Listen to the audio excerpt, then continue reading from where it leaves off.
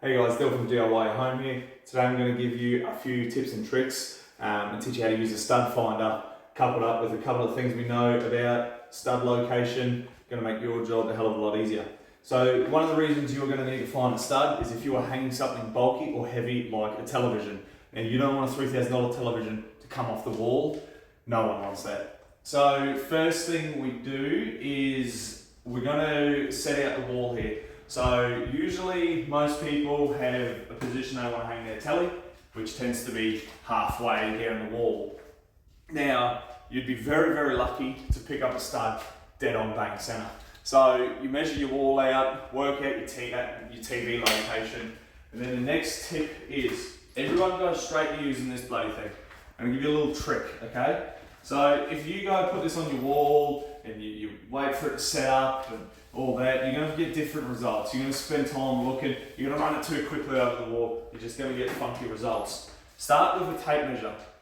In Australia, internal walls, common rule of thumb, an internal wall due to the prefabrication process we use in Australia to build new homes, are going to be at approximately 600mm centers. Now that is not gospel, this is just a bit of general rule to help you find where your vicinity of studs is going to be. Now, we're going to find an external or an internal corner because they take your gyprock. This is always a stud in an external or internal corner. You're going to start and you're going to bring yourself over your first 600mm. So on an internal wall, most of the time they're non-load bearing, so you're going to have 600mm centers. There are instances where internal walls are load bearing, so check your house plan, do all that first before you get carried away with this kind of thing.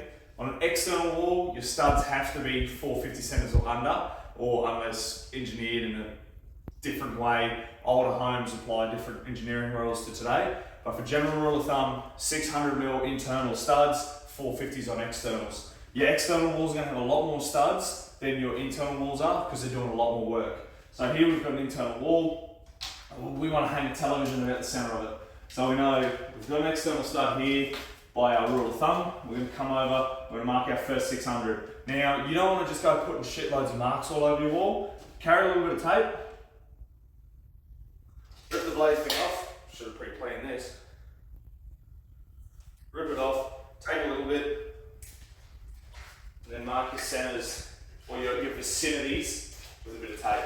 So 600, not gospel, we're going to be 10 to 15mm out due to the thickness of stud, thickness of gyprock, glue, all that. Then we're going to come over, we're going to do about 1200.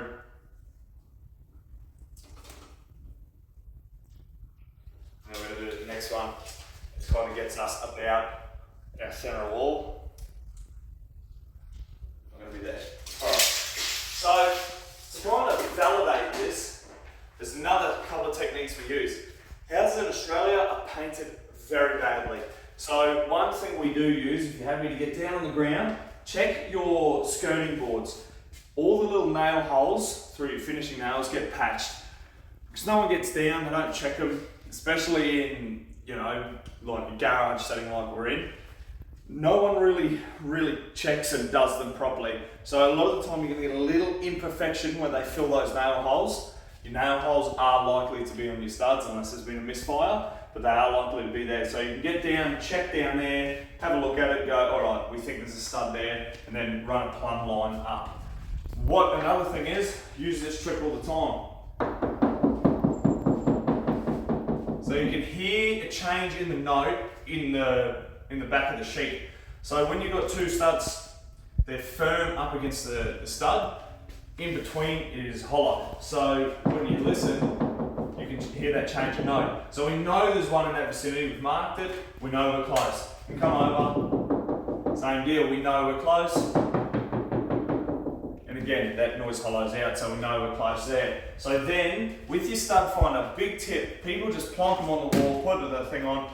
Sometimes you will land on a stud and it's going to send this thing haywire. See, even my hand in the vicinity, they're very temperamental things, okay? What we want to do, we know we're somewhere here, there, and there we've got a stud. We want to start this thing on hollow. I'm going to start that there, let it warm up, let it glow all of its lights, and then we're going to start moving, okay? So we know there's something here, there's a bit of an anomaly there, it's picking up. And again, these things are super temperamental. So we're going to mark little spot there. This thing has a little marker function on the back of it. We're going to just mark our spot there. Bang. Close enough. We're going to come back over and do the same thing. And again, that's a stud there. Bang. Mark it.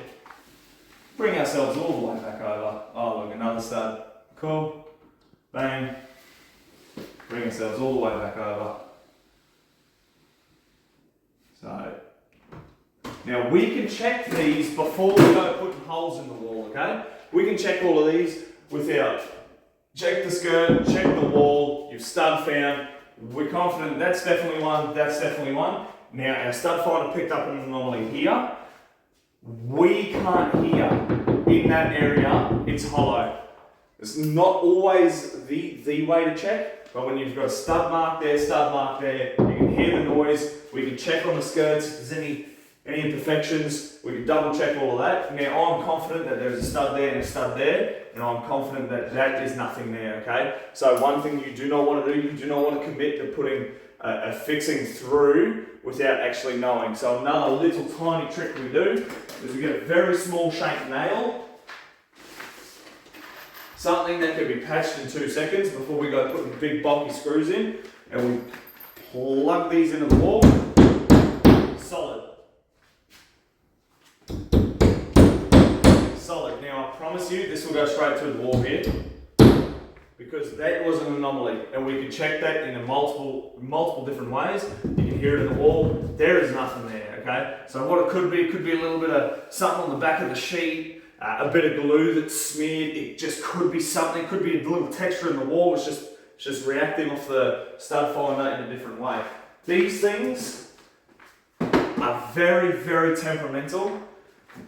You need to validate what you find on this with a few different tips and tricks. So right now we've marked that out.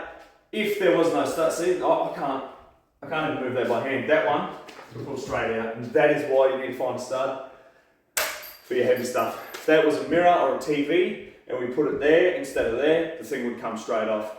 What we do here in a situation, our next video is going to be discussing wall plugs and hanging a television. We will hang a television on this point and I will swing off the bloody thing. I'll also do a video where we hang it on bare gyprock and we'll see how much pressure pulls that off.